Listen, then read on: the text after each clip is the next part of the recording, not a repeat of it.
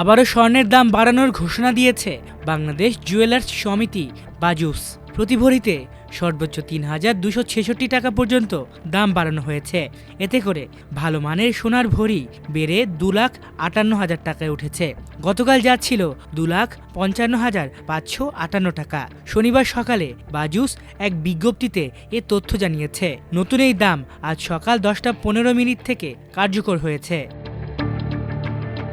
সংগঠনটি জানিয়েছে, পিওর গোল্ডের দাম বেড়ে যাওয়ায় স্থানীয় বাজারে দাম বাড়ানো হয়েছে। বেঁধে দেয়া দাম অনুযায়ী সবচেয়ে ভালো মানের ২২ ক্যারেটের এক ভরি সোনার দাম ২,৫৮,৮২৪ টাকা নির্ধারণ করা হয়েছে। এছাড়া ২১ ক্যারেটের প্রতি ভরি সোনার দাম ২,৪৭,১০২ টাকা, ১৮ ক্যারেটের প্রতি ভরি ২,১১,৭৬০ টাকা এবং সনাতন পদ্ধতির প্রতি ভরি সোনার দাম ১,৭৩,৩২৭ টাকা।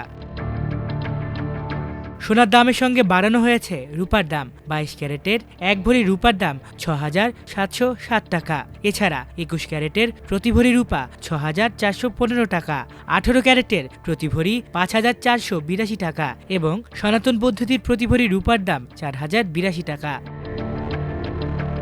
এদিকে বিশ্ববাজারেও সোনার দাম ঊর্ধ্বমুখী রয়েছে। বিশ্বজুড়ে স্বর্ণ ও রূপার দামের নির্ভরযোগ্য ওয়েবসাইট গোল্ড প্রাইস ওআরজি সূত্রে জানা যায়, বাংলাদেশ সময় ১১টা ২৫ আন্তর্জাতিক বাজারে প্রতি আউন্স স্বর্ণের দাম $৫,১০৬।